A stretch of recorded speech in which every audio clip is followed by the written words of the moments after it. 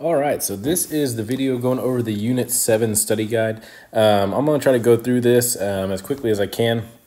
Our key will probably be a little bit more in depth, especially on some of this description stuff. So I'm going to kind of go through the main points of this, so just so you kind of get where we're coming from. Also, I would have a periodic table handy and the polyatomic list. On the back of this, on the very end of this, I did attach the geometry sheet, so I'll refer to some of this during the video. So that is something you will get on this test, so make sure, it'd probably be a good idea to have that handy as well, but I'll touch base on some of that when we start getting into the Lewis structures. But let's go back to the beginning, and we're going to go start filling out some descriptions. Okay, so we're going to start off with ionic bonds. So again, the key is going to be a little more in depth, but I'm just going to touch on the key points here. So an ionic bond, this is when we actually have, and be good if my pen worked, this is when we actually have a transfer of electrons. Okay, let me change my pen size real quick. Okay, so we have actual electrons that are transferring back and forth. Okay, and this is typically between a metal and a non-metal. Okay, so again, that's the main things you need to know from ionic bond is there's a transfer of electrons and it's between a metal and a non-metal. Okay, one thing when we get into our naming is we do not use prefixes. Okay, that is for covalent bonds, which we're going to touch base on next. Okay, so we do not use prefixes on ionic bonds. Also, I'm going to go ahead and put this in star as well, is remember that we need Roman numerals if it's a transition metal. Okay, so those come back. Okay, so those aren't going away, so you need to really make sure you practice that if you're not sure on that. Okay, so an example would just be a metal, so something from the left side of that staircase on the periodic table mixed with something from the right side. Okay, so if we had something like Fe2O3. Okay, so that would be iron oxide. And if we actually did our charges in our name, it would be iron 3 oxide. Okay, so you notice there is no prefixes there, but we do use our Roman numerals. Okay, another example would just be something as simple as calcium chloride. Okay, so CaCl2. Okay, moving on to our covalent bond. Okay, the way I try to remember this is covalent almost kind of goes along with coexist. Okay, so that means they both are on the same side of the periodic table. They're both on that right side of the staircase, which that's where our non-metals are. Okay, so this is when we have more of a sharing of electrons. So we're not actually taking electrons, it's just kind of a sharing going on. So sharing electrons, and this is between a non-metal and a non-metal. Okay, so covalent coexist. So that's the kind of the way that I make it stick in my head. Okay, so some examples of that would be something like, let's see, SiF or like NO2. Okay, both of those are on the same right side of the periodic table, so that would be a covalent bond. Okay, intramolecular force. Okay, so intra actually means within. Okay, so that is a bond that is or a force that is within a molecule. Okay, so it is a force within a molecule holding it together.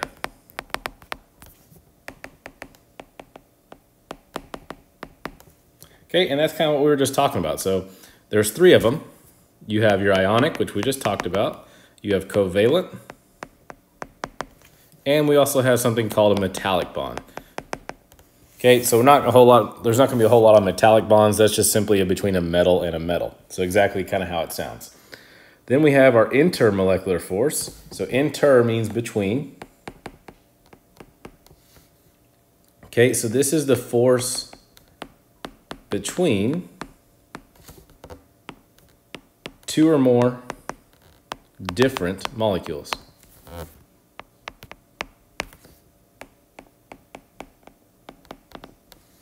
Okay, the force between two or more different molecules. And we have 4 of those. Okay, so we're going to start off with our weakest one, which was our London dispersion force, so which we'll talk a little bit about here in a second. So our London dispersion force, more known as LDF. Okay, then we had our dipole-dipole.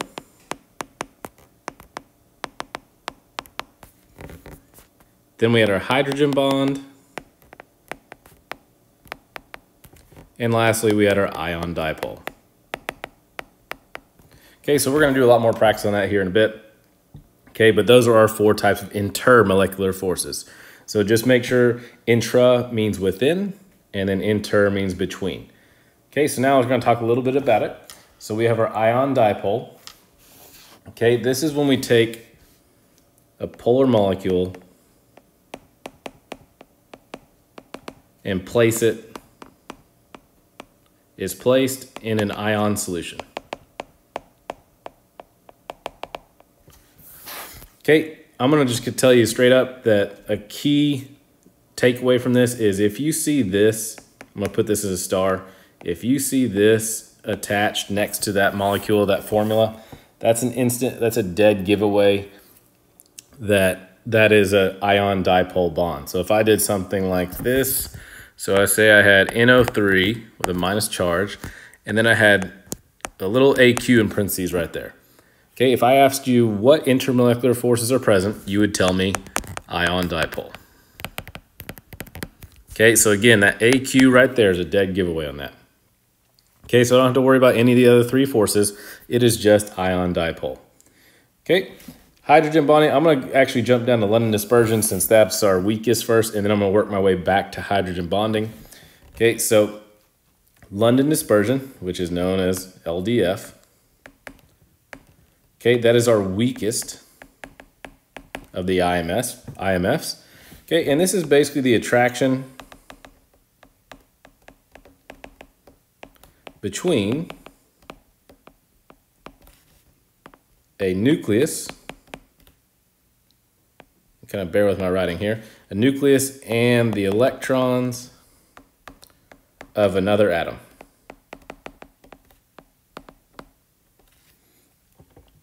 Okay, and this is strictly for, so London dispersion would be strictly for, so it's for non-polar and polar. Okay, so when we look at our formulas, so if I were to give you something like this, so CCl4, and you drew out the Lewis structure and you told me that that's non-polar, okay, it would have London dispersion forces because it's for non-polar. Okay, if I gave you something like HF, which would be, so CCl4 would be non-polar, or something like HF, this would be polar. Okay, both of those are going to have London dispersion forces because they both have nucleuses. They're going to be attracted to other electrons. Okay, so if I were to ask you what IMFs are present on pretty much any of the molecules or compounds we give you, LDF is always going to be there. Okay, so you can at least start there. Our next step is dipole-dipole. So that's our next step up. This is between polar molecules. So polar ends of different molecules.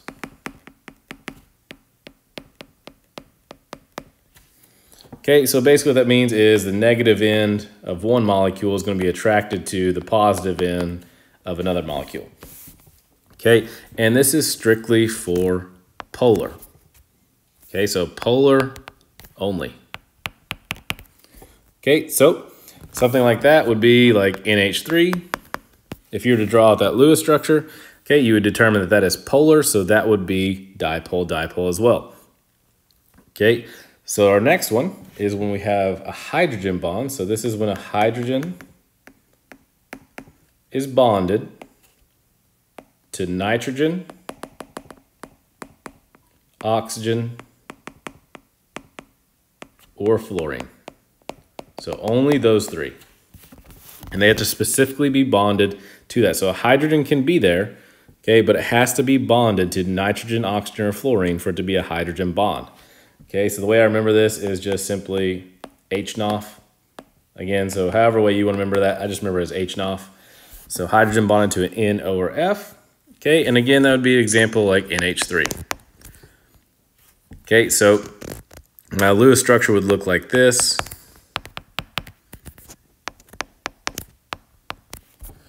Okay, so I have a nitrogen bonded to a hydrogen, so that is definitely a hydrogen bond present. Okay, and we're going to do a lot of that as our practice, which will make more sense as we do our Lewis structure practice. But this is just kind of a general statement on that stuff. And so again, if you want more detail, you just check the key on that. So van der Waals forces, that is simply the first three IMFs. So LDF, dipole, dipole, and hydrogen.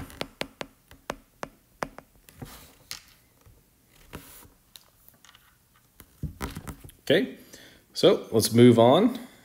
So Vesper theory. So describe the main idea of Vesper theory. So the whole purpose of Vesper, I'll tell you right now, Vesper is valence shell electron pair repulsion. Okay, and I'm just going to kind of generalize this whole thing is basically electron pairs and molecules want to get as far away from each other as they can.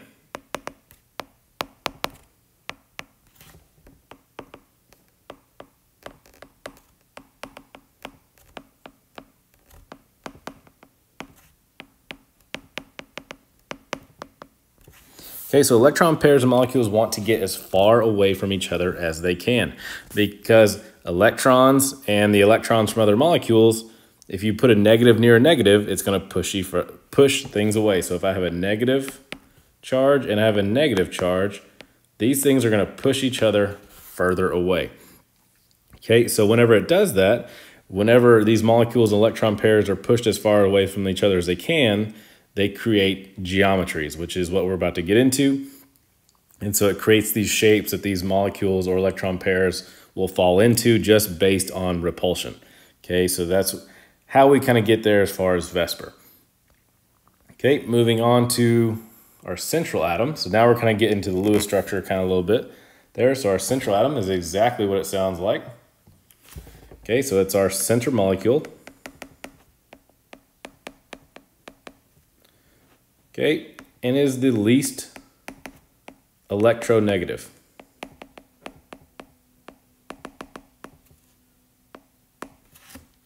Okay, let me fix that real quick.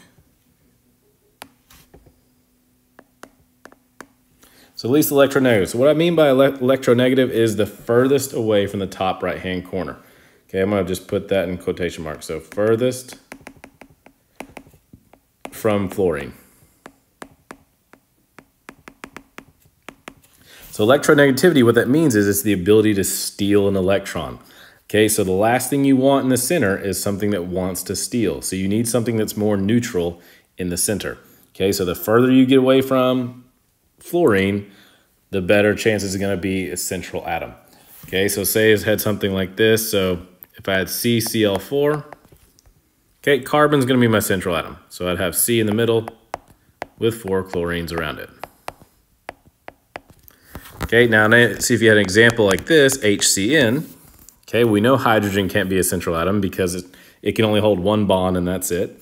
Okay, if you were to sit there and choose between carbon and nitrogen, carbon is the one that's furthest away from fluorine. Okay, so that means carbon's more neutral than nitrogen. Okay, so that's going to put carbon in the center. Okay, so that's not a complete Lewis structure, but you get the point. Okay, terminal atoms. These are just simply the atoms that surround the central atom.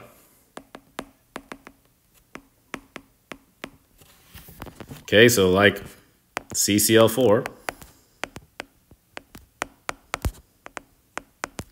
Okay, this would be my terminal atom. So something that just surrounds the central pair. Okay, going into our lone pairs. Okay, so these are lone pairs, non-bonding pairs, or unshared pairs. Okay, so basically exactly how it sounds. So lone pairs are electrons surrounding the central atom that are not shared.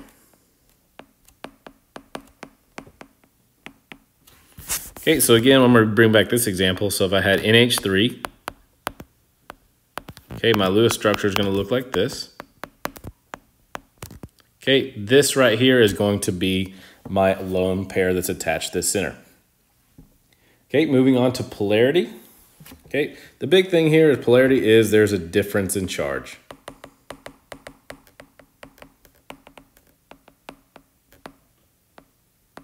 Okay, meaning we have basically a positive side and a negative side. So it creates those positive and negative poles.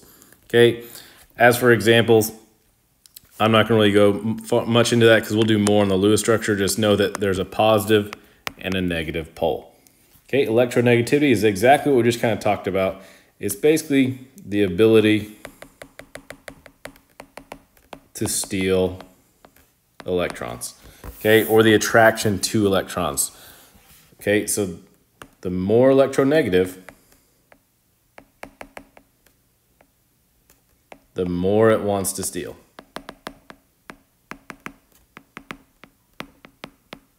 Which is why fluorine will never be a central atom, because fluorine is the highest electronegative atom on the periodic table because it wants those 8 valence electrons, so it's going to steal wherever it can. Okay, and some of these I don't really need examples for. This is more just explaining. Electron domain, this is simply how many things attached to central atom.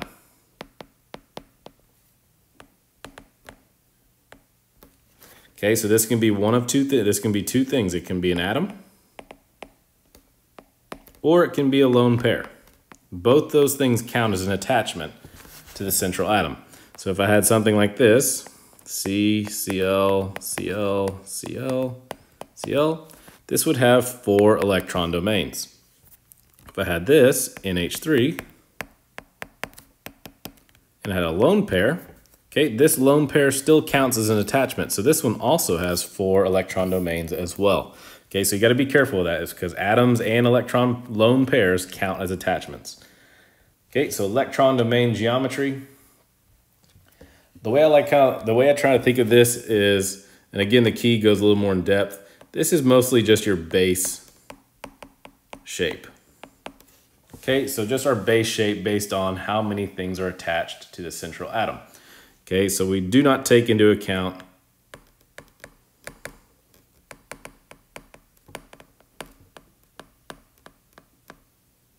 lone pairs. Okay, so we're just simply counting how many things are attached to the center, and then when we actually look at lone pairs, that will determine our actual shape. Okay, so molecular geometry, I like to think of this as a more defined shape. This is based on lone electron pairs. Okay, and examples, we'll get plenty of that here in a bit whenever we start doing our Lewis structures. Formal charge, so basically formal charge, I'm not going to get too far into formal charge because I know we kind of all teach things a little differently. It's basically the charges of each atom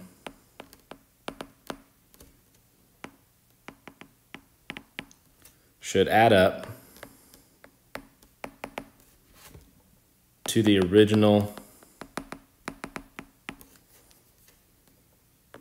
compound charge. Okay, and what I mean by that is, so if I gave you something like CO2, okay, if you notice right here, there is no charge. So if I do my Lewis structure, that means my total charge would have to equal up to 0. So I'm going to kind of show y'all a shortcut here in a little bit on how to do that. Okay, so again, the key kind of goes a little more in depth, but I can show y'all a shortcut on how to do that. And hybridization, so our last thing to kind of talk about here. This is just the theory that atomic orbitals of the central atom will blend to form new orbitals, okay, with properties from each orbital they were made from. Okay, this allows the central atom to have bonding orbitals of equal energy as it forms sigma bonds. Okay, so that was basically the definition from our key. So the way I try to think of this is there are certain orbitals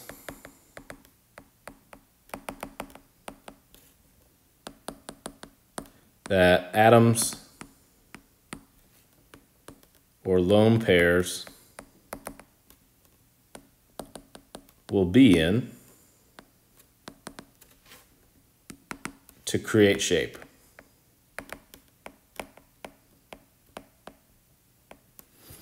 Okay, so I'm not going to go too far into that because hybridization is probably one of our smallest things in here that we worry about. Okay, and then we'll go with that and more in the practice. So number 5, rank IMF's intermolecular forces from strongest to weakest. Okay, so I'm going to start with strongest up top and weakest down below. Okay, the strongest one was our ion dipole. Okay, then we had hydrogen bond. Then we had dipole-dipole. Okay, and then we had our London dispersion. Okay. In general, how do IMFs affect the physical properties of substance, such as the melting and boiling point? Okay, the main thing you need to know here is the stronger the bond or force, the more energy is needed to break that bond.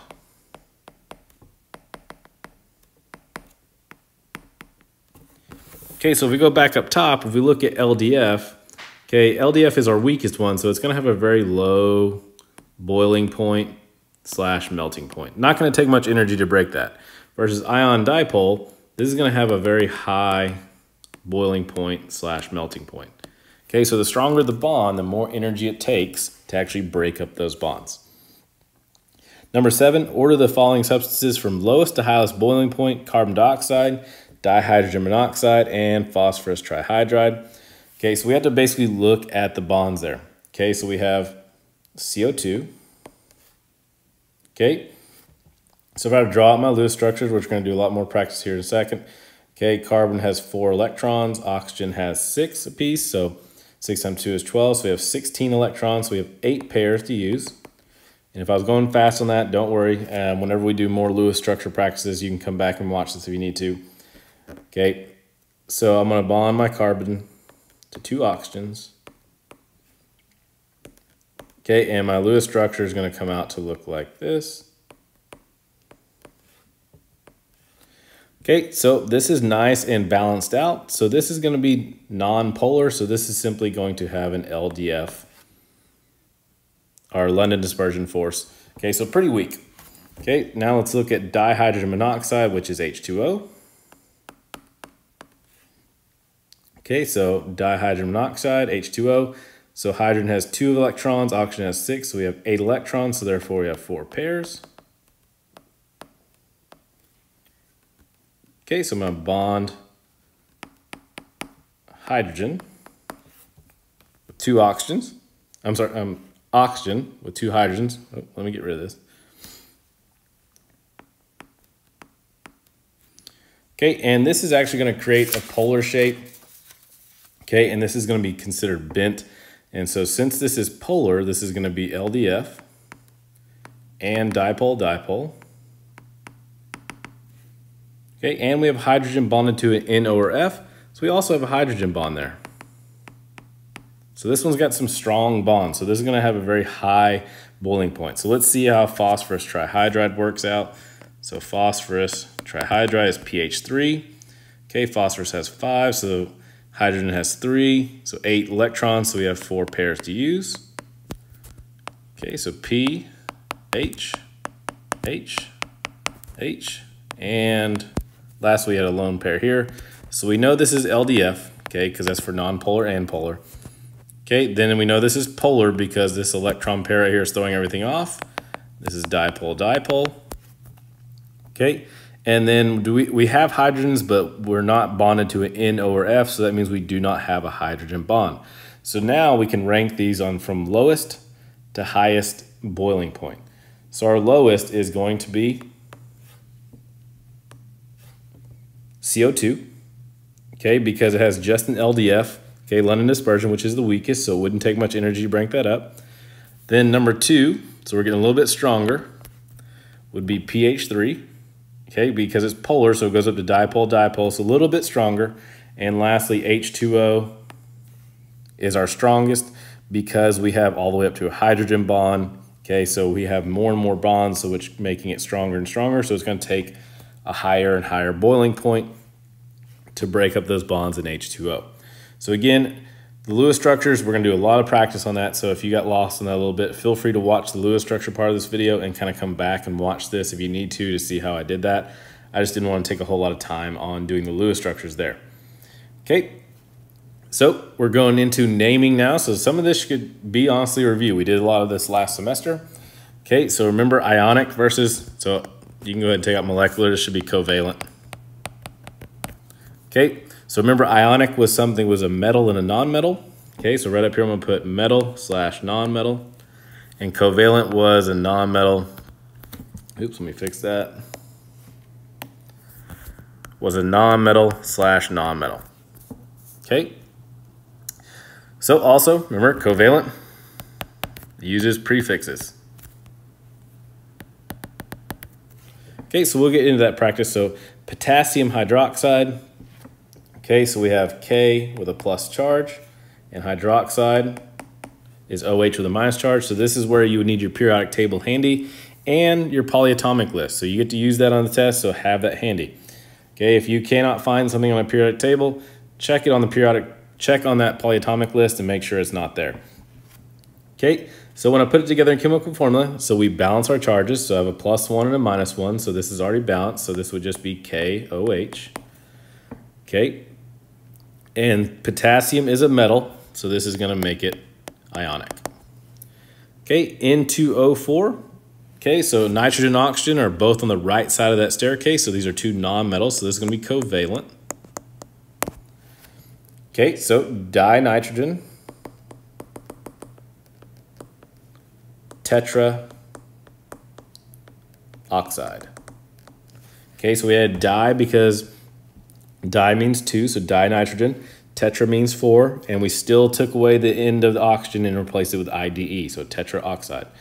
Okay, real quick, I'm going to come down here and fill out these prefixes real quick because this will actually help if you need a little more review on this.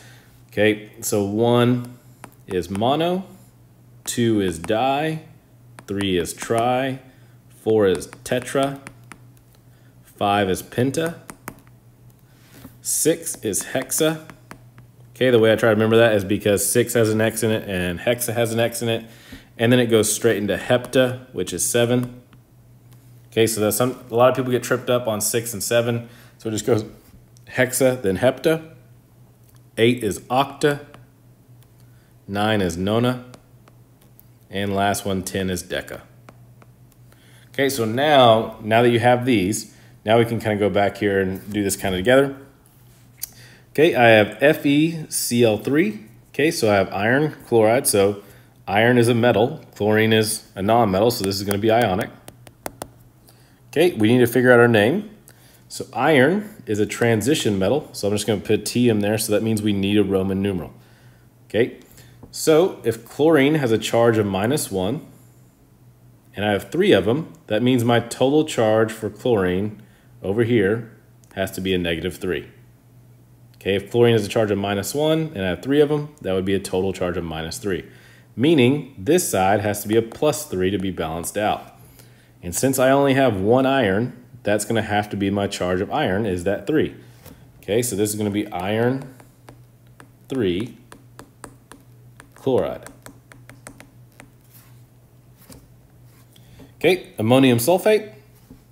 Okay, ammonium sulfate is NH4 with a plus. Okay, that is off your polyatomic list.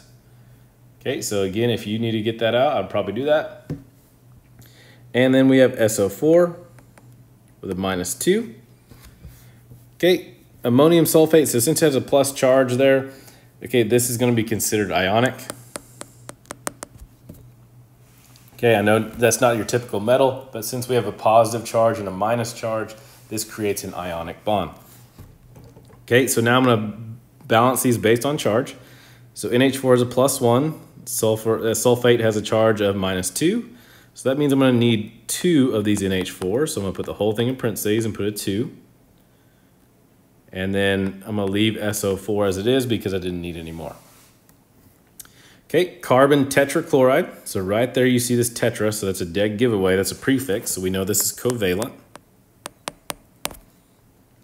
Okay, carbon, if you do not see a prefix here, before that first one, that means we just have 1. Okay, we don't use mono on the first one. Okay, you can use mono on the second one, on the second name. Okay, but on the first one, we do not use mono. So if you don't see anything there, it means 1. Tetra is 4, so this is 4 chlorines, so CCl4. Okay, SF6. Okay, so you look on your periodic table, S and F are both on the same right side. So this is covalent.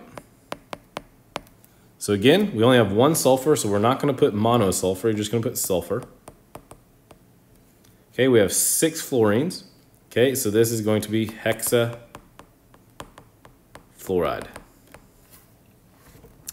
Okay, lead 4 oxide. Okay, lead is a metal. Okay, so we know that's going to be ionic. And then lead 4, so this right here tells me the charge of lead. So lead is Pb, so that tells me I have a charge of +4. Oxygen has a charge of -2, so I can tell right now this is not balanced. So in order to balance this, I would need 2 oxygens to balance out my 1 lead. So this would just be PbO2. Okay, SiO2, if you look up Si in your periodic table, so they're both on the right side, so this is covalent. Okay, so this is just going to be silicon dioxide. Whoa.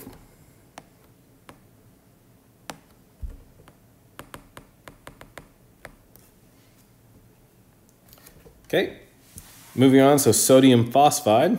Okay, sodium is a metal, so this is going to be ionic. Okay, sodium is Na with a +1. Phosphorus, oops, wrong one. Phosphorus has a -3 charge. So Na +1, P -3. I can tell this is not charged, not balanced out. So that means I'm going to need 3 sodiums to balance out the 1 phosphorus. Okay. Mg2PO43. Okay, magnesium is a metal, so this is going to be ionic. Okay. Magnesium, so all we have to do for our cation is just put magnesium, so nothing fancy there. No prefixes since this is ionic. And PO4, if you look that up on your polyatomic list, that is going to be phosphate. Okay, xenon dichloride, so di right there. That's a dead giveaway. This is covalent. Okay, xenon, so Xe. We only have 1 of them since we don't see a mono. We don't see anything there. No prefix. There's only 1. Dichloride. Di means 2, so we have 2 chlorines. Okay, we just did that. Okay, moving on to sigma pi. Okay, the big thing we need to know here is a single bond counts as 1 sigma. Okay, a double bond counts as 1 sigma and 1 pi. Kind of jumped ahead of myself there. 1 pi. And then lastly, a triple bond is 1 sigma and 2 pi. Okay, so we're going to start off with sigma. So just know that each bond counts as at least 1 sigma. So what you can do for sigma is just simply count how many bonds there are. So we're going to start up here at the top left. So right away, these unbonded pairs do not count. Okay, it has to be a bonded pair. So these random lone pairs and stuff, they do not count. So you cannot count those. Okay, so just be careful with that. It's only bonded or shared pairs. Okay, if you need to make marks on these, so sometimes students get lost and they overcount or undercount, okay, or they repeat count. So I just usually make marks. So I've got 1, 2, 3, 4, 5, 6, 7, 8, 9, 10, 11, 12, 13, 14, 15, 16, 17, 18, 19, 20, 21, 22, 23, 24, 25, 26, 27, 28, 29, 30, and that looks like it's it. So 30 sigma. Okay, so if you need to make those marks, sometimes that can kind of help you out. Okay, moving on to pi. Pi's are usually a little bit easier. Okay, so we're looking for double and triple bonds. So I'm going to do a different color for this. Okay, so for double bond, I have 1, 2, 3. Okay, and that's it. I only have 3 double bonds. So that's 3 pi right there. And then since I do not have any triple bonds, okay, so all I have is 3 pi. Okay, let's move on to the next one. Okay, so I'm gonna start off just counting them. So 1, 2, 3, 4, 5, 6, 7, 8, 9, 10, 11, 12, 13, 14, 15. Okay, so I have 15 sigma, so that one long line counts as 1. Okay, then I'm gonna look for double and triple. So I'm gonna switch up my color. I only have 1 triple right there, and so that counts as 2 pi. Okay, last one. Okay, I have 1, 2, 3, 4, 5, 6, 7, 8, 9, 10, 11, 12, 13, 14, 15, 16, 17, 18. Okay, I think my key says 17, so let me check that again just to make sure. So 1, 2, 3, 4, 5, 6, 7, 8, 9, 10, 11, 12, 13, 14, 15, 16. So I think I actually got 17 on that one. Okay, so again, I usually like to double check myself because you never know when you can actually kind of mess these up. Okay, let me switch my colors.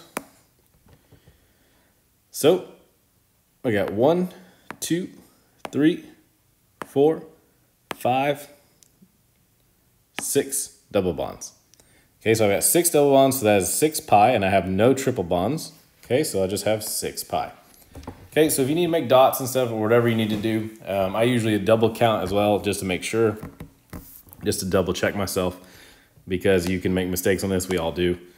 Okay, so now we're actually moving on to the meat and potatoes of this unit is actually doing Lewis structures, total electron domains, electron domain geometry, hybridization, blah, blah, blah. We're kind of going to go into that.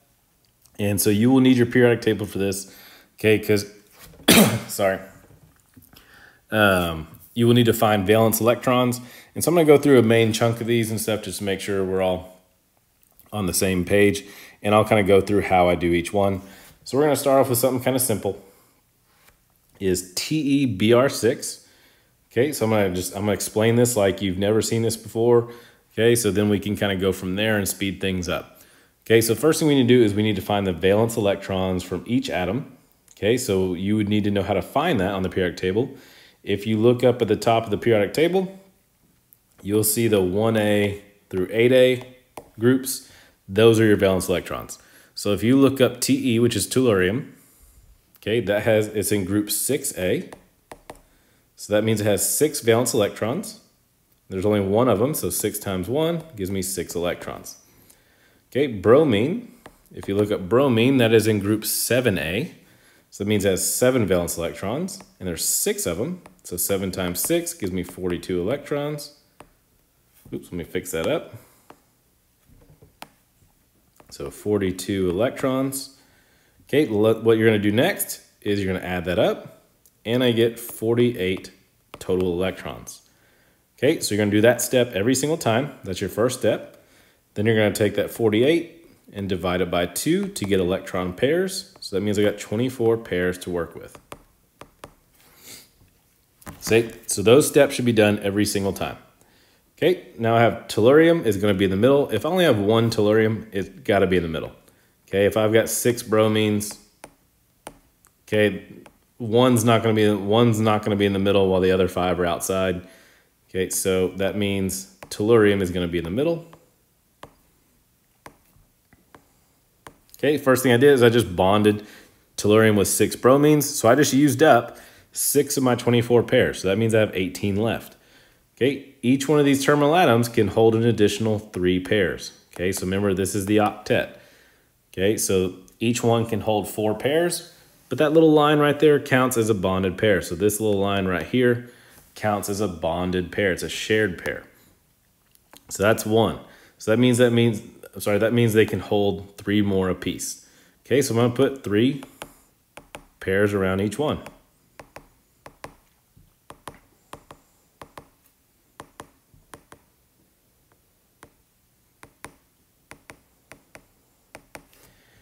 Okay, I had 18 pairs left and I just used them up, so I have none left over. So that means this is done. Okay, total of electron domains is simply how many things are attached to the central atom. So I have 6 bromines attached to the central atom, so that's going to be 6 electron domains. Okay, electron domain geometry. This is your base shape. Okay, so what we're going to do is I'm going to go down to the sheet. And we're going to look up 6. So this right here is my number of domains. Okay, my base shape or my electron domain geometry is this. It's going to be octahedral. So we're going to take this back up there. This is octahedral. Okay, hybridization. So the way I try to remember this is when we go down to hybridization, we have sp3d2. So this is our hybridization right here. A good little hint or trick here is if you see this S right here, there's a little imaginary 1 component above there. So all those numbers should add up to how many things are attached to the center. So 2 plus 3 plus 1 equals 6. So that should add up to how many things you attached to the center. Okay, so this would be sp3d2.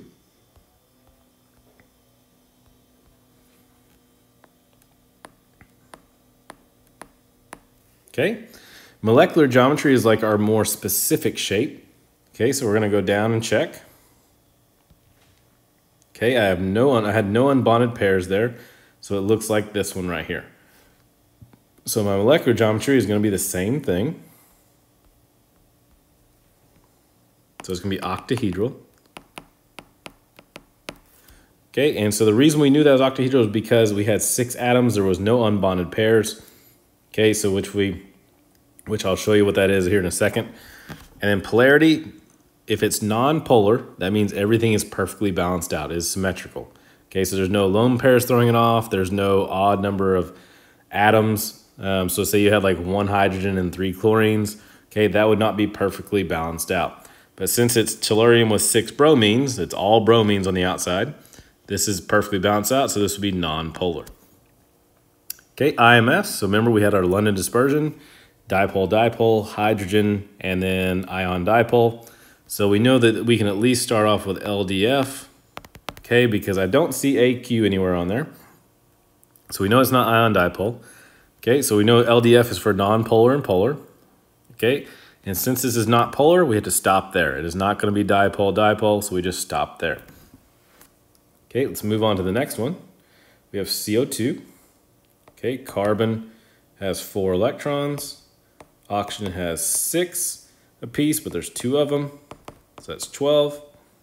So 4 times 1 gives me 4. Add that up and I get 16 total electrons. 16 divided by 2 gives me 8 pairs. Okay, so first thing I'm going to do is I'm going to bond carbon with 2 oxygens. Okay, I just used up 2. Okay, you always start on your terminals first before you go back to your central atom. So I have 6 left to use, so each oxygen can hold 3 apiece. So I'm going to go ahead and do this. Okay, so I just used up my 8. So you would think that you're done, but we're not. Okay, starting with carbon on your periodic table, if carbon, so carbon on, if it's a central atom, it has to have at least 4 pairs. Okay, otherwise this carbon is not getting a good deal. Oxygen has its 4 pairs. Each one has their 4 pairs, but this carbon only has 2. Okay, so starting with carbon, you better have at least 4 pairs. So if carbon needs 2 more, we're going to take 1 from each of these oxygens and bump them over to share between the carbon and oxygen. So this becomes a double bond here, and then these dots go away.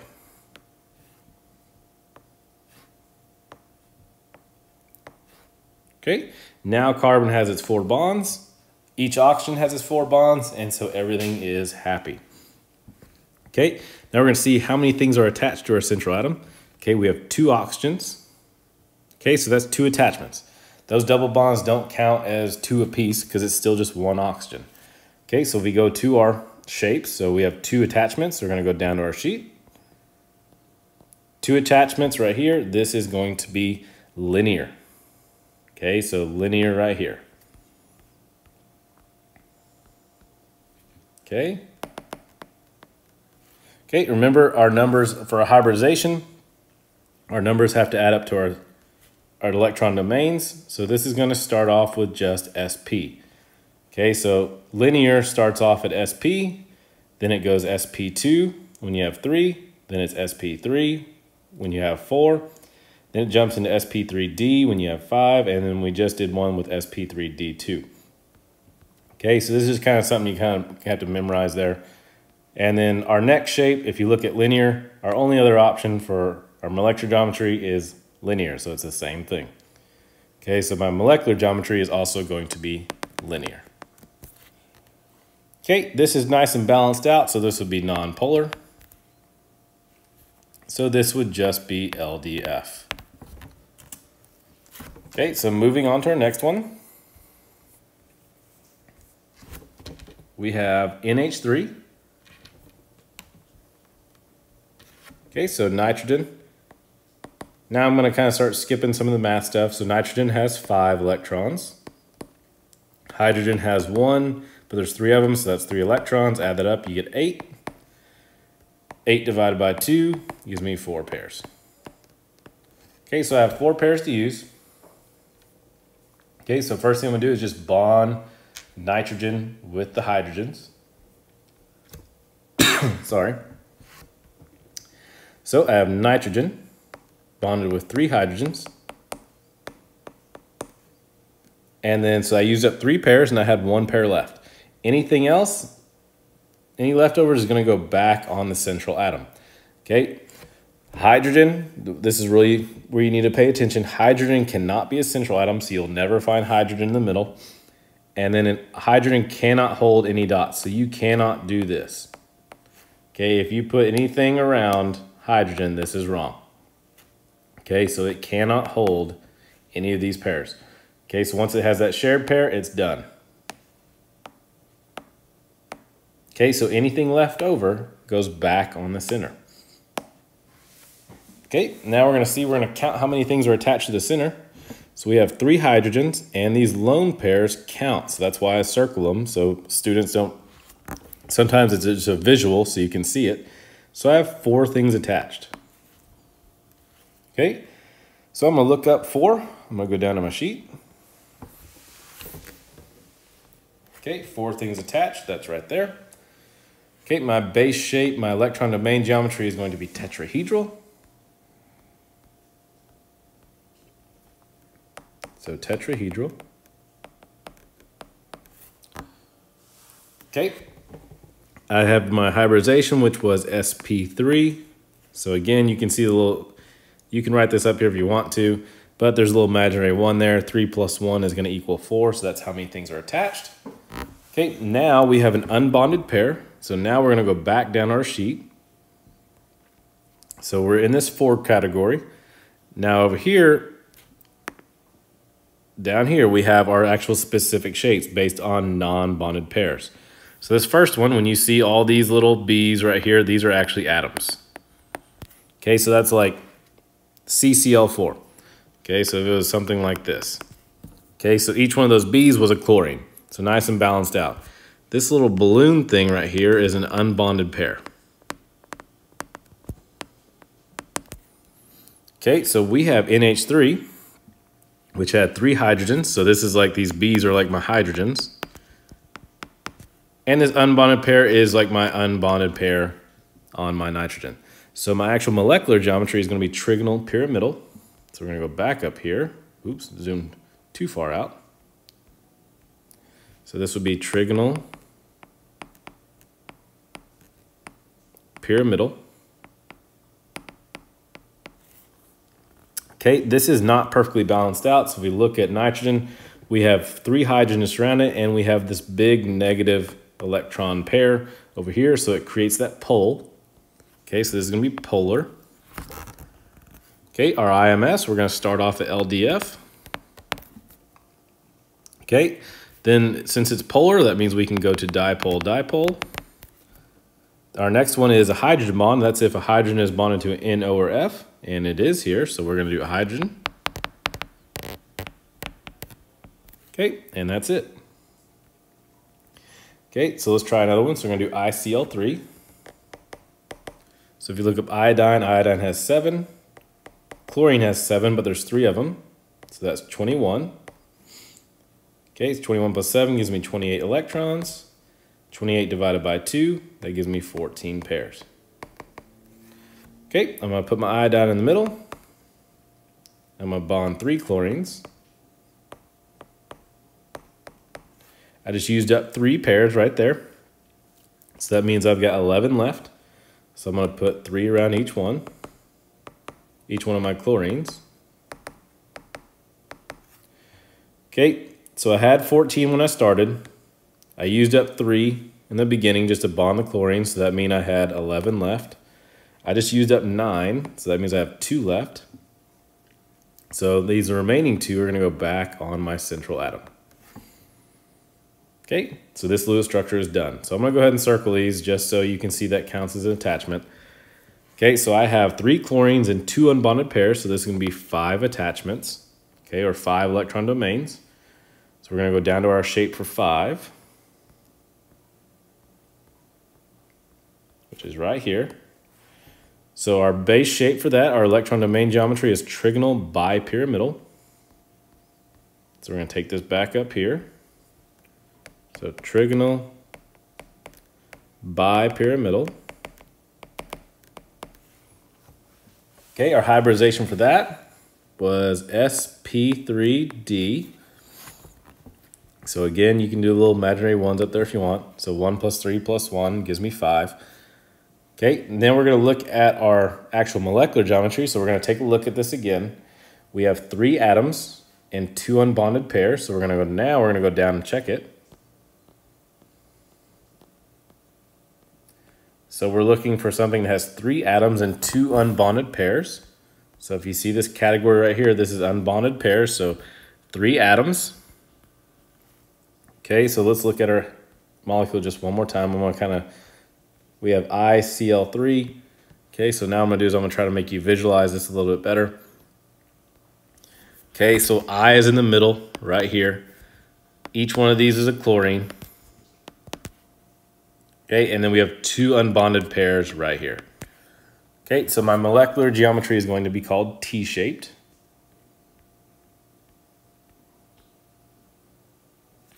Okay, so this is T-shaped. Okay, it is not perfectly balanced out. I got 3 chlorines and then 2 unbonded pairs. Okay, so this is going to be polar. So we know we're going to start off at LDF. Okay, it's polar, so that means we can jump to dipole, dipole.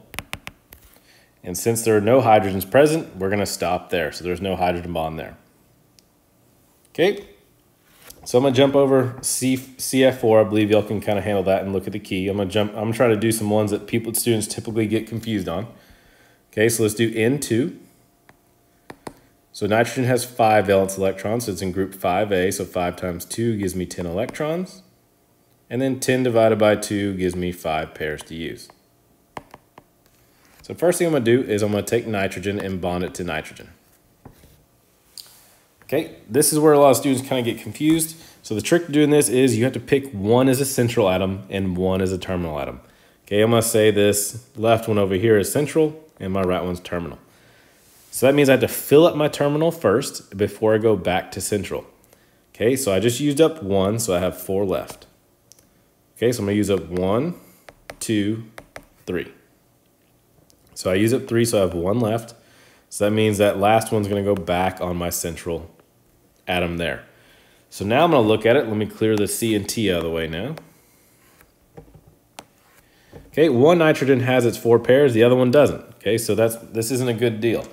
So the left nitrogen, my central atom, only has 2 pairs. Meanwhile, my right one has 4. Okay, so my left one needs 2 as well to make this an even distribution. So it's going to get 2 of these pairs from this right nitrogen that has these extra. So we're going to bump a couple of these over. And it becomes a triple bond to help out the other nitrogen. Okay, so that means these dots go away. And now this is balanced out. Okay, so if you have 2 atoms, okay, just pick one as the central and one as the terminal. It doesn't matter which one you do. Okay, so just pick one, so fill up your terminal and then go back to your central, and then if you need to balance things from there, that's when you can start shifting things around. Okay, so anytime we have two atoms attached to each other, this is always just going to be two attachments. So that would be linear. Okay, which would be SP. And then my only other shape for linear is linear. Okay, it's nice and balanced out, so this is non-polar. And then this would just be LDF. Okay. Now let's try some other ones. Let's just do H2S. Okay, hydrogen has 2. Sulfur, if you look up sulfur in periodic table, is in group 6A, so that's 6. 6 plus 2 gives me 8 electrons. So 8 divided by 2 gives me 4 pairs. Okay, I have sulfur is going to go in the middle. I just used up 2. So I have 2 left. So I know I can't put any more around the hydrogen, so you can't put any dots around hydrogen, so that means my leftovers have to go here. Okay, so how many things are attached? So remember, these unbonded pairs count as attachments. So I have 2 hydrogens and 2 unbonded pairs. So that counts as 4 electron domains.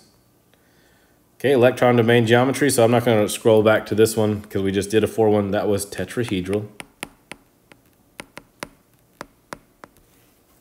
Okay, hybridization for 4 attachment was sp3. Okay, but I will scroll down for this. So I have 2 unbonded pairs under tetrahedral. So now we're going to go down to our sheet. So 2 unbonded pairs is right here. Okay, so I have 2 unbonded pairs right here. So those are like my dots. So this would be considered bent, and it is polar. So my molecular geometry would be bent. My polarity, this is polar. Okay, so I'm going to start off with LDF. Okay, it's polar, so that means I can jump to dipole, dipole. And I have hydrogens, but they're not bonded to an N, O, or F, so I cannot say this as a hydrogen bond, so that means we stop at dipole, dipole. Okay, let's try some others. Okay, HF. So hydrogen has 1, fluorine has 7. So add that up, you get 8. So that means I got 4 pairs. Okay, first thing I'm gonna do is I'm just gonna bond hydrogen with fluorine. Okay, I know I can't put anything around hydrogen, so that means my remaining 3 pairs is gonna have to go around fluorine. Okay, so I just used up my 4, so that's it. Okay, I only have 2 atoms, so this has got to be just electron domain of 2. And when I have electron domain of 2, this is simply linear. Okay, my hybridization was just simply sp. And then my only other shape for linear was linear. Okay, but if you look here, this is not a perfectly balanced out compound. So you have fluorine sitting there with all these electrons with 1 hydrogen hanging off to the side. So this is not symmetrical. Okay, so this is going to be considered polar. Okay, so in order for it to be non-polar, it has to be perfectly symmetrical. So I know for my IMFs, we can start off with LDF. Okay, since it's polar, we can do dipole, dipole. Since I have a hydrogen bonded to an N, O, or F, so there is a hydrogen bond present. So those are my 3 IMFs present. Okay, HCN, this is a very commonly used one, so this is why I'm going to do this one. Okay, so hydrogen has 1, carbon has 4, nitrogen has 5. Add that up, you get 10 electrons, divided by 2, gives me 5 pairs. Okay, so I know hydrogen cannot be in the center. Now I have to just decide, so this is kind of what we talked about at the very beginning of this review, is who's going to be in the middle. So you want the one that's furthest away from fluorine, okay, which is going to be carbon. Okay, so that means carbon is going to be in the center of these 2. Okay, so you want the one that's furthest away from fluorine to be in the center. So I just used up 2, so I have 3 left. So we're going to start on our terminals. Okay, I can't put any more around hydrogen, so that means my 3 left are going to go around this nitrogen. Okay, so starting at carbon, carbon has to have at least 4 pairs. Right now it only has 1, 2. So it needs 2 more. Okay, so where can I get those 2? From the atom that has the electrons. So that means nitrogen's going to bump a couple of these over. And that's going to become triple bond. Okay, that means these dots are going to go away because now they're a shared pair. So now the carbon has 1, 2, 3, 4 bonds, so that means we're good. Okay, so carbon is my central atom, so I only have 2 things attached to it, so that's going to be linear. Hybridization is still sp. My molecular shape is still linear, since linear is always linear. Now I have to see, is this perfectly balanced? If you look, I've got this big nitrogen over here and this small this small hydrogen on the left side, so this is not perfectly balanced. So this would be considered polar. Okay, so now I'm going to do my IMS. So we know it's going to be LDF. Okay, it is polar, so we can go ahead and say it's dipole, dipole. Okay, and then I'm going to see, is there a hydrogen bonded to an N or F? No, there is not. There is a H and there is an N, but they're not bonded to each other. So therefore, there is no hydrogen bond. So that's where we stop. Okay, these 2 exceptions right here. So this is, I'm not going to go through this one super far. So this would be B, F, F. It's going to look like this. Okay, so this is where we have 3 electron domains attached to it. So remember we said starting at carbon, it has to have at least 4 pairs attached to the center. Boron is fine with 3. So starting at carbon, you have to have 4 pairs. Boron is fine with 3. Beryllium, this BeCl2 is going to look like this.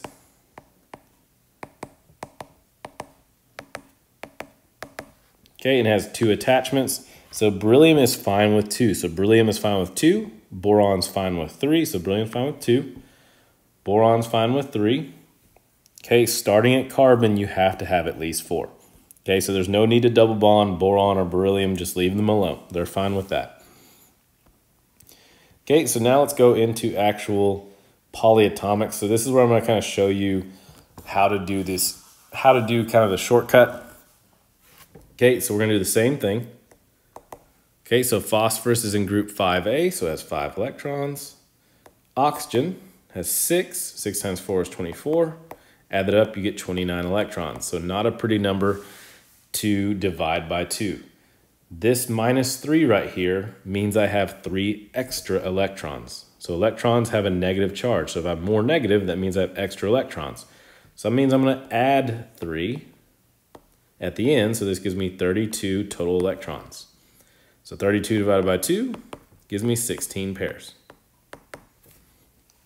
Okay, so first thing I'm going to do is I'm going to bond phosphorus with 4 oxygens.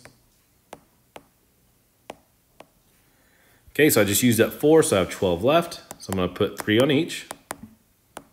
Okay, so I always just start off with the terminals. We'll fix things later as we need to. I just used up my 12, so that means I've used up all my pairs. So this is the trick that I kind of teach some of my students, is that oxygens will normally double bond. So they will normally double bond with the central atom unless there's an extra electron. And we have 3 extra electrons. So that means 3 of these oxygens I'm not going to touch. Okay, that means one of them is going to double bond because that's what they typically do. So it doesn't matter which one you pick. I'm just going to pick the top one. So I'm going to move one of these over here, and it's going to become a double bond. Okay, so these dots go away up here. Okay, so now I'm actually done drawing this, so I could put this in brackets. Okay, this is my shortcut. This is kind of my trick. And put your charge up here. So if I wanted to check myself, here's a way I can check myself. So phosphorus normally has 5 valence electrons. If I look, I have 1, 2, 3, 4, 5 attachments. Okay, so that matched up to my phosphorus. Oxygen normally has 6. 1, 2, 3, 4, 5, 6. Okay, these other 3 oxygens, they're going to have 7. That's fine because they have extra electrons. Okay, so they're going to have like this little negative charge to them because they have an extra electron. Okay, so that's just kind of a way you can check yourself. And that's honestly just a shortcut that I do. Let me fix this again. And we'll do more practice on it here in a second. Okay, so if this works for you, if you do the formal charge way, that's fine. But if this works for you, this is another way you can do this. Okay, so now I'm gonna look at how many things are attached to it. I have 4 oxygens attached, so this is gonna be electron domain of 4. Okay, my shape for 4 was tetrahedral. Okay, my hybridization was sp3. Okay, and since there's no unbonded pairs, my molecular geometry is going to be tetrahedral. Okay, now this is where you got to be careful on versus non-polar and polar. If you go down to your sheet and you look up tetrahedral, so this is where we're at right now. Okay, it normally says non-polar. That is if it's perfectly balanced out. If we go up here and look at our actual Lewis structure, we have 3 oxygens that have 7 electrons, and we have one that has its normal amount of 6. That is not perfectly balanced. So this is actually going to be considered polar. Okay, so in order for it to be non-polar, it has to be perfectly balanced out. Okay, so we're going to start off with our LDF. Okay, and then since this is polar, this is going to be dipole, dipole. Okay, and then do we have a hydrogen bond into NO or F in there? We do not, so that means we're going to stop there. Okay, I'm trying to see if we actually have any aqueous ones in here. It looks like we do not. So just for the sake of an example, if I put something like this right here that said AQ, okay, so if you see that, just go to your IMFs and go ahead and just put ion dipole. Okay, so I know we didn't have an example on here, so I just made one.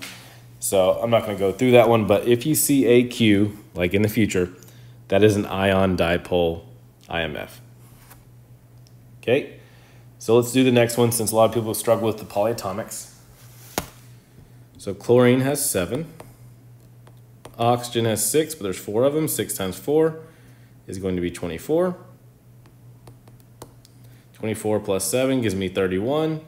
I have a -1 charge, so that means I'm going to add 1 at the end. So that gives me 32 electrons. Divide that by 2, gives me 16 pairs. Okay, so I'm going to put chlorine in the middle with 4 oxygens. I just used up 4, so I have 12 left. So I'm going to put 3 pairs around each one.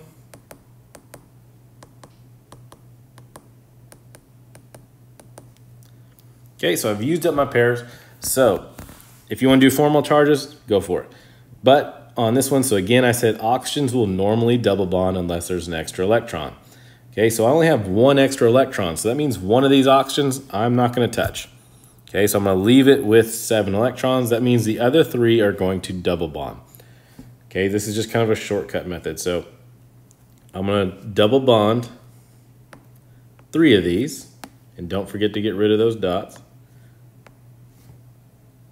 Okay, then I put it in brackets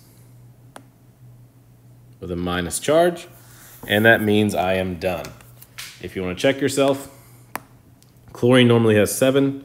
1, 2, 3, 4, 5, 6, 7. Okay, so this is just kind of a little trick that I learned. So if you want to do, if you're fine with doing formal charges, I don't want to mess anything up for you. So however you need to do that. So your Lewis structure would ultimately end up looking like this. So this is going to be the exact same thing as the top one. Okay, because it's still 4 things attached. So that's tetrahedral, tetrahedral, sp3. Okay, it is not perfectly balanced, so that means it's polar.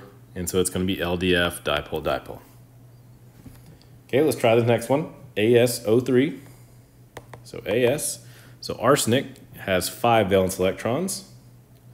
Oxygen has 6, but there's 3 of them. 6 times 3 is 18. 18 plus 5 gives me 23. I have a -3 charge. Okay, so that means I'm going to add 3 at the end. So that gives me 26 electrons. Divided by 2 gives me 13 pairs. Okay, so I'm going to do As attached with 3 oxygens. Okay, so I just used up 3, so that means I have 10 left. Okay, so I'm going to put 3 around each one, each oxygen.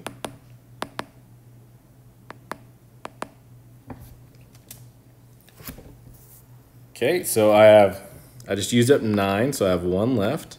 So that means any leftovers are going to go back on that arsenic in the center. Okay, so now we're going to see, is everything good? Okay, give me 1 second.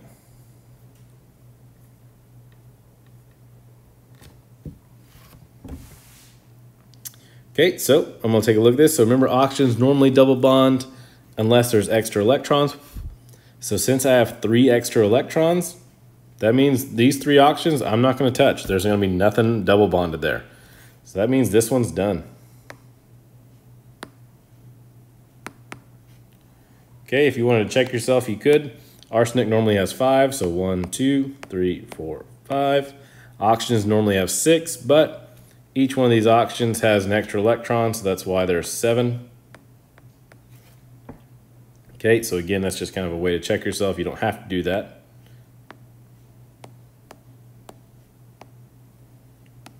Okay.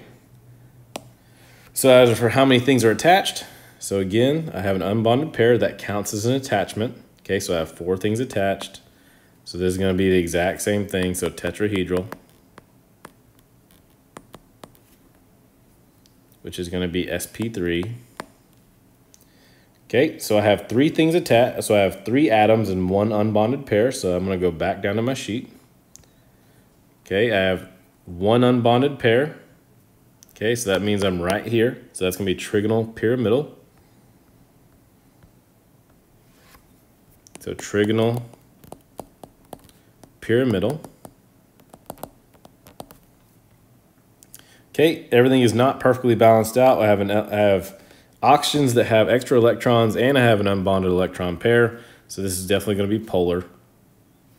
So this would be LDF. Okay, it's polar, so it's going to be dipole, dipole. There's no hydrogen there, so I'm not going to worry about that. So that is it on that one. Okay, so let me just kind of scroll through here, just make sure we went through everything. All right, so if you need to rewind that, go for it. If you have any questions, let us know. Again, the key kind of goes a little more in depth on some of those descriptions, but I just want to touch on the main points. So on the Lewis structures, please refer back to this shape page. This helps out a lot. Okay, so if you don't know how to navigate that, it kind of makes it a little more difficult. So if you want to watch me go over these again, just kind of rewind it. Okay, you're going to do the same steps every time. Okay, so don't forget how to count electron domains, so how many things are attached. So that means atoms and non-bonded pairs count as attachments. And then going through your polarity versus so non-polar versus polar. Okay, so in order to be non-polar, it has to be perfectly balanced out. Okay, so and then your IMFs, always start off with LDF. If it's non-polar or polar, dipole, dipole is polar only. Hydrogen bond, if hydrogen is bond to NO or F. Okay, and then if you see anything with this, the AQ, okay, you would see that in parentheses. That's instantly going to be ion dipole. Okay, so hopefully this kind of helped out. So let us know if you need anything.